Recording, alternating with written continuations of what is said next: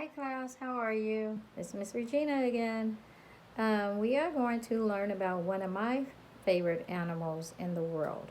All right, we're going to watch a video on it, and then you're going to have a worksheet to fill out, 5 questions, and you will also have a song video to watch that I thought was kind of cute. And you also will get to hear these animals um, talking to each other.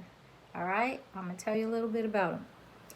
Birds are the only animals other than humans that can produce human language and imitate words. Parrots are the birds we are talking about. There are 372 different species of parrots in the world. Most parrots live in tropical areas and are brightly colored.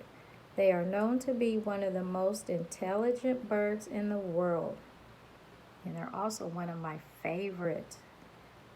Pretty sure some of you like parrots. I love them for their beautiful colors that they all come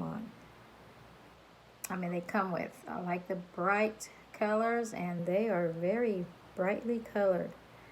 Okay, so I hope you enjoyed the video on learning a little bit about parrots and also getting a chance to watch them talk to each other.